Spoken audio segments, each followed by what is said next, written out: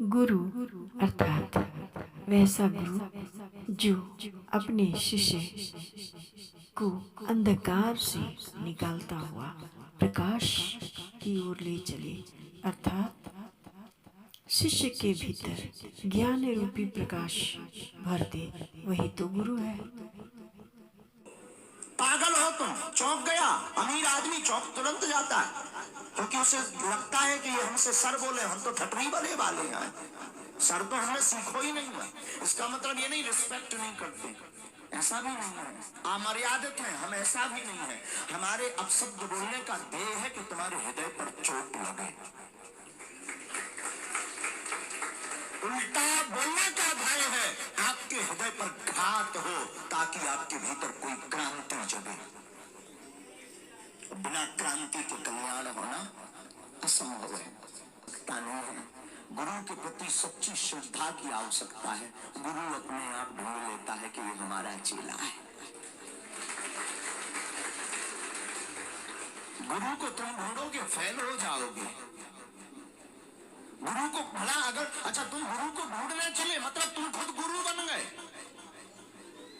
तुम देख रहे हो कि ये नायक है हमारे, मतलब तुम गुरु से ऊपर पहले ही हो गए। अब क्या खाक कल्याण होगा, क्या खाक भला होगा, क्या खाक चमत्कार होगा, क्या खाक जीवन में आनंद आएगा, क्या खाक तुम्हारे जीवन में बदलाव आएगा। बदलाव तब आएगा जब तुम अपने अंदर सच्ची शुद्ध प्रकट करोगे। एक जिगर बहुत अमीर हो, जो बहुत बड़ा आदमी हो, बहुत अमीर आदमी हो, वही जुड़ने का प्रयास करना। और ध्यान देना, अमीर आदमी का मतलब बड़े बड़े फ्लैट, बड़े बंगला, बड़ा टीवी एक्टर या बड़ा स्पोर्ट्समैन या बड़ा राजनेता नहीं। बड़े का मतलब है हमारी गुरुदेव की बाणी निकले और जो अपने आप को बेचने के लिए तैयार हो जाए, वही जुड़ना। और हमारे प्रवचनों को भी वही जीवन में उतारना, और एक और गंभीरता से उतारना। यहाँ तो हम बचा लेंगे, बाहर तो मैं लट्ठ खाने से कोई नहीं बचा पाएगा, इसलिए बड़ी गंभीरता से उतारना। तो दादा गुरुजी का एक वाकया है। एक बार दादा गुरुजी को 2-3 संतों के साथ चले जा रहे थे।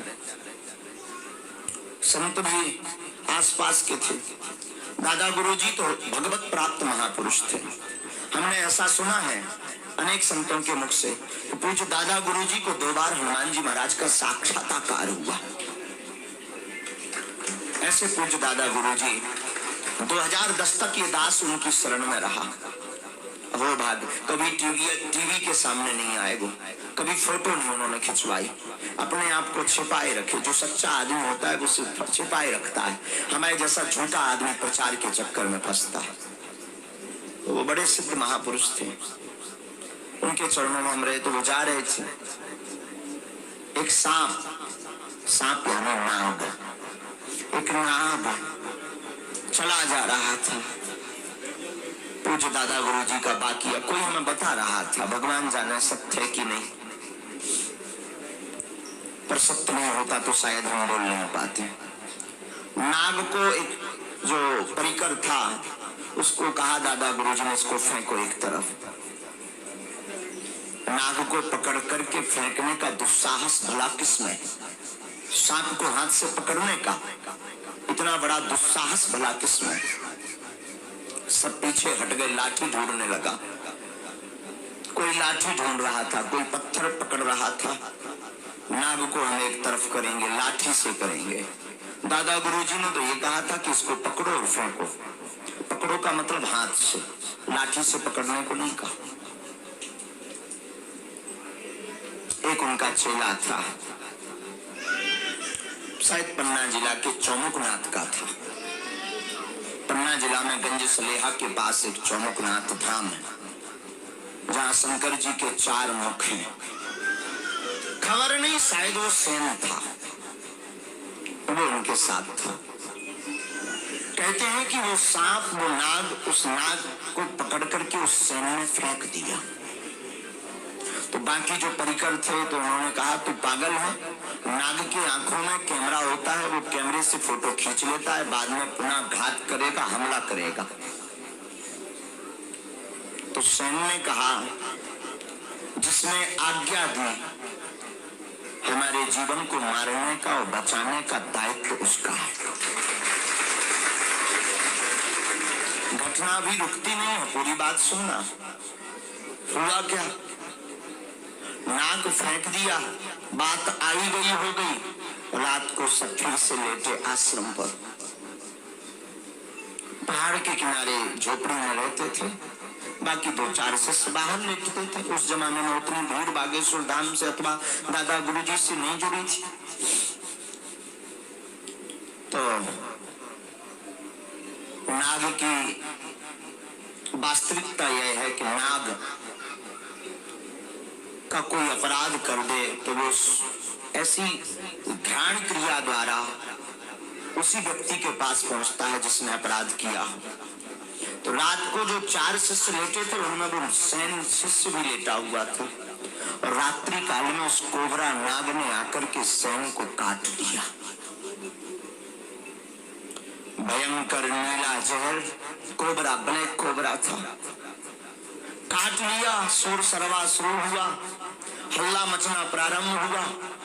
लालटेन का जमाना था, लालटेन जला करके देखी तो एक सांप भागते हुए चला जा रहा था। अब तो बाकी शिष्य रोने लगे, बचना मुश्किल है, चलो चलो ले चलो, झाड़ा लगवाओ, किसी से मंत्र लगवाओ, दवाई को ले चलो, कोई दवाई दे दे, मर जाएगा। देखते देखते उसका हाथ नीला पड़ गया, मुंह में फंसूकर आने लगा, आंखें उसकी रक्त रंजित हो गई, लाल हो गई। रात को ही सभी शिष्यों ने दादा गुरु को जगाया। नाग ने काट दिया सैन को। दादा गुरुजी मुस्कुरा करके कहते हैं कोई बात नहीं, सो जाओ तुम सब। एक झल्लाया शिष्य, वह झल्लाया, तुम्हें शर्म नहीं आती है? कैसे गुरु, वो मरता रखा है, तुम कह रहे सो जाओ? अरे अस्पताल ले चलो, कोई मंत्र जानते हो तो झाड़ा लगाओ। बड़े सिद्ध बने फिरते थे, हनुमान जी का बड़ा नाम लेते हो, लंबा सा तिलक लगाते हो, तुम अपने आप में तो घोषणा कर देते हो, बड़े बड़े लोगों को चुटकी बजा करके ठीक कर देते। पहले उसे ठीक करो, बाद में सो। दादा गुरुजी कहते हैं चुप हो जाओ, सो जाओ। अब तो और बौखला गया, पागल हो, ज्ञान तो तुम्हें है नहीं, मूर्खता भरी है। सैन ने हाथ से इशारा किया, चुप हो जाओ भाई, गुरुदेव है, गुरु को ऐसा मत करो, जो होना होगा सो देखा जाएगा। चारों शिष्यों की आंखों में आंसू आ गए, लेकिन गुरु तो गुरु होता है। सब लेट गए, रात्रि के लगभग 2 बज रहे होंगे। दादा गुरुजी भी लेट गए। प्रातः काल ब्रह्म मुहूर्त के प्रहर में तो सभी सोकर उठ जाते थे। हमारे पूज्य दादा गुरुजी का दास का निज अनुभव है, 3 बजे बिस्तर छोड़ देते थे। 3:45 के लगभग सबकी नींद पुनः खुली। सबने देखा, पता लगा, 1-2 शिष्य जागते रहे, भला सोए कौन, पर गुरुदेव तो सो गए थे। सबने देखा, लगता है सैन मर गया। हालत भी वैसी हो गई थी, आंखें बंद थी, सांस रुक रुक करके चल रही थी। समय जगाया, बड़ी देर बाद वो जागा। सांस में सांस आई शिष्यों को, गांव के लोगों को बुला दिया, हल्ला मचा दिया। ये जो बाबा है ना, ये बड़ा ढोंगी है, चेला को मार लिया, दवाई नहीं की, झाड़ा नहीं लगाया, मंत्र वाला बना फिरता है। गांव वाले अपशब्द बोलने लगे। तब तक दादा गुरुजी की शायद तंद्रा, साधु वाला सोता कहाँ है, वो तो समाधि सोते समय भी लगाते। तो मुद्रा की समाधि से साधु कभी सोता नहीं है, साधु तो जागता है। उस साधु भी उसे ही कहते हैं जो जाग रहा हो, सोते हुए भी जो जागे। सोने का मतलब है सोते हुए जो स्वप्न में खो जाए, सोते हुए जो अपना देहाभिमान भूल जाए, वो है सोना। और साधु का सोना होता है कि जो सोते हुए भी राम में खो जाता है। साधु वाला सोता कहाँ है? साधु उठे, गुरुदेव भगवान उठे, उठ करके उनकी आदत वही थी, सीताराम कहो। सीताराम कह करके बालाजी को मन ही मन प्रणाम किया। सत्य घटना सुना रहे। लोगों ने कहा पागल हो गए, बाबा जी तुम मूर्ख हो, तुम्हें ज्ञान नहीं।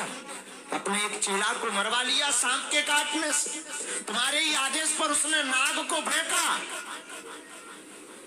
और तुमने उसको मरवा लिया, शर्म नहीं आती। अनेक अनेक शब्दों से सम्मानित किया। दादा गुरु ने कहा जगाओ तो, हद तो तब हो गई। सैन सो करके उठ बैठा और तत्क्षण लोटा लेकर के नहा कर आ गया।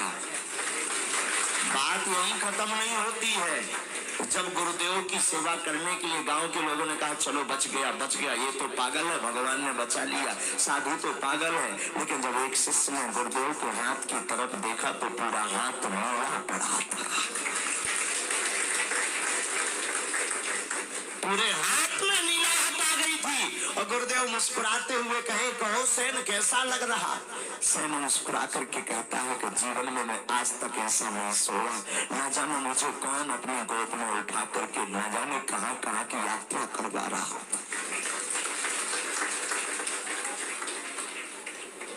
ये हमारे जीवन के गुरु है। गुरु का मतलब छत्र छाया, छत्र का मतलब छाता, छाता का मतलब पड़ने वाली बारिश की बूंदों ओलों से बचाने वाला एक आवरण। तो हम आपको पूरी बात पर लौट करके आते हैं। आप लोग बैठे हैं चमत्कार देखने। है गुरु बड़े भाग्यशाली वो होते हैं जिनके कोई गुरु होते हैं। भाई बहनों, भाग्यशाली वो होते हैं जिनके कोई गुरु है, जिन्हें गुरु सेवा मिलती है। गुरु अपने शिष्य को अंधकार से प्रकाश की ओर ले जाते हैं। इतना ही नहीं, शिष्य के लिए उसका गुरु तो छतरी के समान होता है।